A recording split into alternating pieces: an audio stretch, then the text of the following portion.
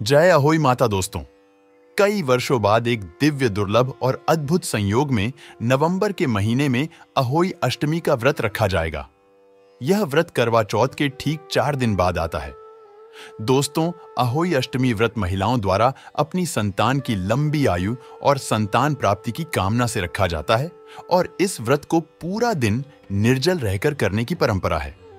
दोस्तों, शास्त्रों के अनुसार इस दिन अहोई माता का पूजन होता है और इसे अहोई आठे या अहोई माता का व्रत भी कहते हैं।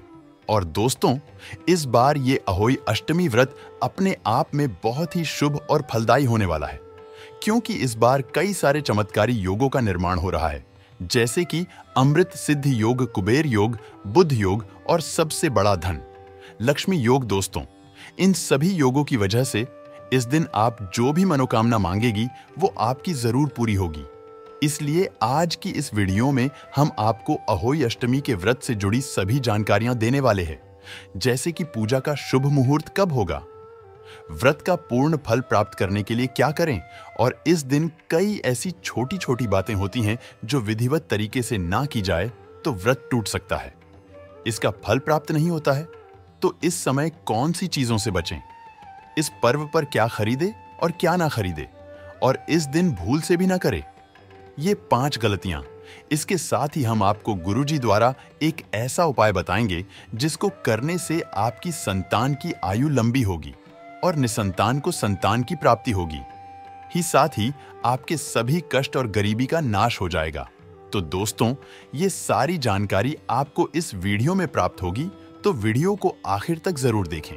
और अगर आप भी अपने जीवन में महादेव और अहोई अष्टमी माता की कृपा पाना चाहते हैं तो इस वीडियो को लाइक करके चैनल को सब्सक्राइब कर ले और कमेंट में जय अहोई अष्टमी माता लिखना न भूले।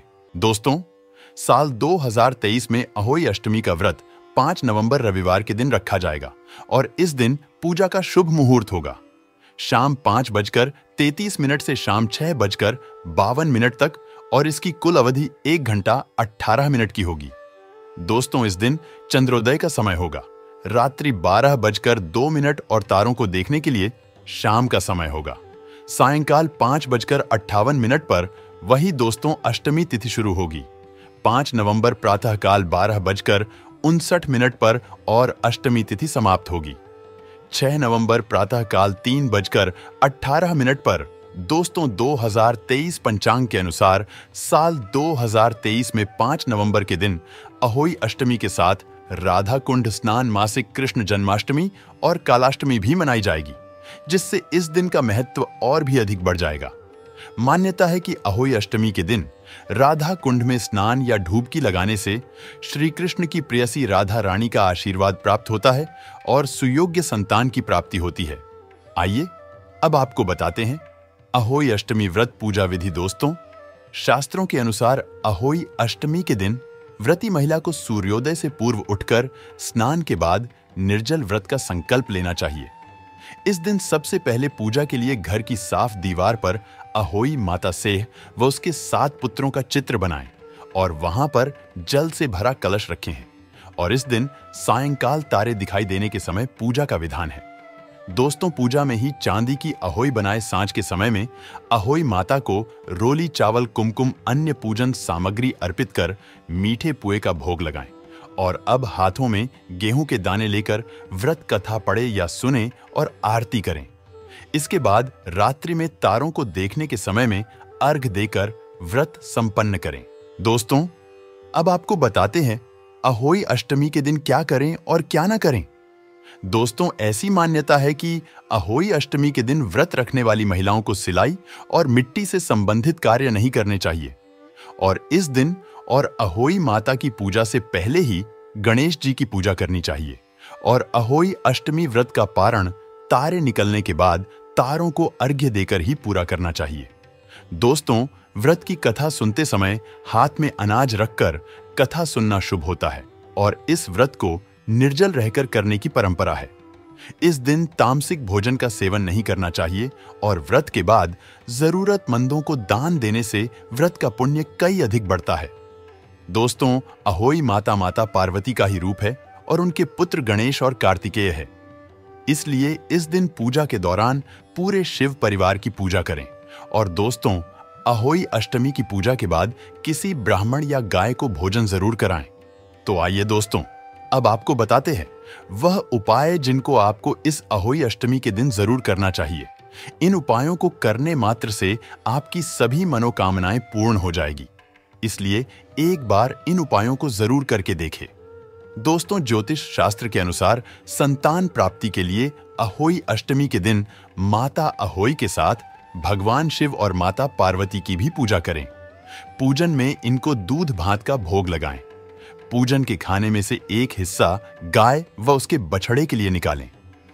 फिर सायंकाल के समय पीपल के पेड़ के नीचे 5 दीपक जलाएं और मन में मनोकामना बोलते हुए परिक्रमा करें। ऐसा करने से अहोई माता प्रसन्न होते हैं और उनकी कृपा से आपकी मनोकामना जल्द पूरी होती है। दोस्तों, अहोई अष्टमी के दिन शिव योग का निर्माण हो रहा है, इसलिए दंपति अष्टमी तिथि से लेकर भाई दूज तक हर रोज पारद शिवलिंग की ब्रह्म मुहूर्त पूजा पाठ करें। पारद शिवलिंग पर दूध चढ़ाने से संतान प्राप्ति का आशीर्वाद मिलता है।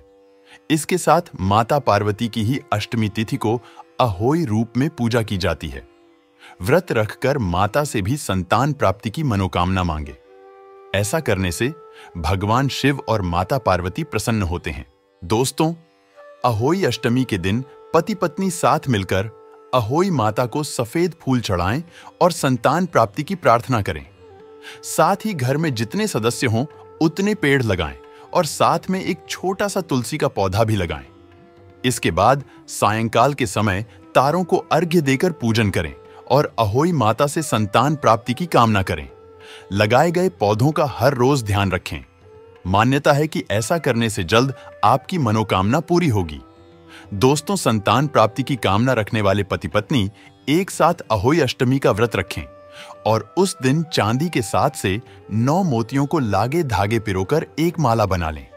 इसके बाद उस माला को पूजन के समय माता अहोई को चढ़ाएं और संतान प्राप्ति की मनोकामना मांगे। पूजन करने के बाद माला को पत्नी के गले में पहना दें। ऐसा करने से माता अहोई का आशीर्वाद प्राप्त होगा। दोस्तों, संतान की इच्छा रखने वाले दंपत्ति अहोई अष्टमी से लगातार 45 दिनों तक भगवान गणेश को हर रोज बेलपत्र चढ़ाएं। साथ ही बेलपत्र चढ़ाते समय हर रोज ओम पार्वती प्रिय नंदनाय नम मंत्र का 11 माला जप करें। ऐसा करने से भगवान गणेश की कृपा से पति पत्नी की इच्छा जरूरी पूरी होगी। ऐसी धार्मिक मान्यताएं हैं। दोस्तों, अहोई अष्टमी के दिन संतान प्राप्ति की इच्छा रखने वाले दंपति गोवर्धन परिक्रमा के दौरान मध्य रात्रि में राधा कुंड में अवश्य स्नान करें। ऐसा करने से संतान सुख की प्राप्ति होती है। मान्यता है कि राधा रानी ने इस कुंड को अपने कंगन से खोदा था। यहां अहोई अष्टमी के दिन हर साल शाही स्नान का आयोजन किया जाता है। मान्यता है कि संतान प्राप्ति के लिए स्नान की परंपरा द्वापर युग से चली आ रही है। तो दोस्तों, ये थे कुछ उपाय जो आपको जरूर करने चाहिए। अब आपको सुनाते हैं अहोई अष्टमी की व्रत कथा, जिसको सुनने से ही आपको आपके व्रत और पूजा का पूर्ण फल प्राप्त होगा। एक नगर में एक साहूकार रहा करता था। उसके 7 लड़के थे, 7 बहुएं तथा एक पुत्री थी। दिवाली से पहले कार्तिक बदी अष्टमी को 7 बहुएं अपने इकलौते दामाद के साथ जंगल में मिट्टी लेने गईं। जहां से वे मिट्टी खोद रही थीं, वहीं पर स्याऊ सेही की मान थी। मिट्टी खोदते समय सेही का बच्चा उसकी भाभी के हाथों मर गया।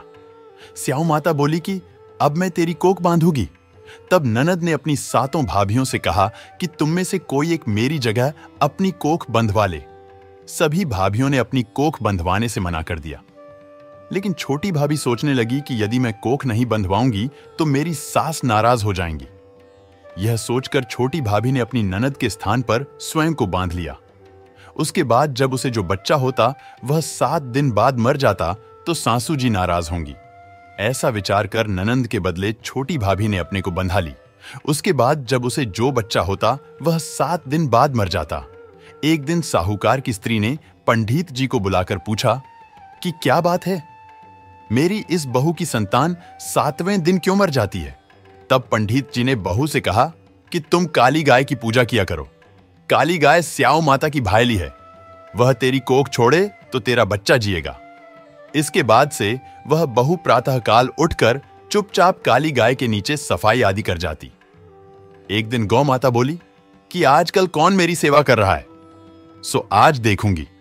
गौमाता खूब तड़के जागी तो क्या देखती है कि साहूकार की के बेटे की बहू उसके नीचे सफाई आदि कर रही है। गौ माता उससे बोली कि तुझे किस चीज की इच्छा है जो तू मेरी इतनी सेवा कर रही है? मांग, क्या चीज मांगती है? तब साहूकार की बहू बोली कि स्याऊ माता तुम्हारी भायली है और उन्होंने मेरी कोख बांध रखी है, उनके मेरी को खुलवा दो। गौमाता ने कहा, अच्छा। तब गौ माता 7 समुद्र पार अपनी भायली के पास उसको लेकर चली। रास्ते में कड़ी धूप थी, इसलिए दोनों एक पेड़ के नीचे बैठ गई। थोड़ी देर में एक सांप आया और उसी पेड़ पर गरुड़ पंखनी के बच्चे थे, उनको मारने लगा। तब साहूकार की बहू ने सांप को मारकर ढाल के नीचे दबा दिया और बच्चों को बचा लिया। थोड़ी देर में गरुड़ पंखनी आई तो वहां खून पड़ा देखकर साहूकार की बहू को चोंच मारने लगी। तब साहूकारनी बोली कि मैंने तेरे बच्चे को मारा नहीं है, बल्कि सांप तेरे बच्चे को ढसने आया था। मैंने तो तेरे बच्चों की रक्षा की है। यह सुनकर गरुड़ पंखनी खुश होकर बोली कि मांग तू क्या मांगती है? वह बोली, 7 समुद्र पार स्याऊ माता रहती है, मुझे तू उसके पास पहुंचा दे। तब गरुड़ पंखनी ने दोनों को अपनी पीठ पर बैठाकर स्याऊ माता के पास पहुंचा दिया। स्याऊ माता उन्हें देखकर बोली कि आ बहन, बहुत दिनों बाद आई। फिर कहने लगी कि बहन मेरे सिर में जूं पड़ गई है। तब सुरही के कहने पर साहूकार की बहू ने सिलाई से उसकी जुएं निकाल दी।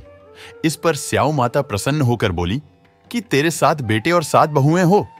साहूकारनी बोली कि मेरा तो एक भी बेटा नहीं, 7 कहां से होंगे? स्याऊ माता बोली, वचन दिया वचन से फिरूं तो धोबी के कुंड पर कंकरी हूं। तब साहूकार की बहू बोली, माता बोली कि मेरी कोख तो तुम्हारे पास बंद पड़ी है। यह सुनकर स्याऊ माता बोली, तूने तो मुझे ठग लिया। मैं तेरी कोख खोलती तो नहीं, परंतु अब खोलनी पड़ेगी। जा, तेरे घर में तुझे 7 बेटे और 7 बहुएं मिलेंगी। तू जाकर उजमान करना, 7 अहोई बनाकर 7 कड़ाई करना। वह घर लौट कर आई तो देखा 7 बेटे और 7 बहुएं बैठी हैं। वह खुश हो गई। उसने 7 अहोई बनाई, 7 उजमान किए। 7 कड़ाई की दिवाली के दिन जेठानियां आपस में कहने लगी कि जल्दी जल्दी पूजा कर लो, कहीं छोटी बहू बच्चों को याद करके रोने न लगे। थोड़ी देर में उन्होंने अपने बच्चों से कहा, अपनी चाची के घर जाकर देख आओ कि वह अभी तक रोई क्यों नहीं। बच्चों ने देखा और वापस जाकर कहा कि चाची तो कुछ मान रही है, खूब उजमान हो रहा है। यह सुनते ही जेठानियां दौड़ी दौड़ी उसके घर गई और जाकर पूछने लगी कि तुमने कोख कैसे छुड़ाई?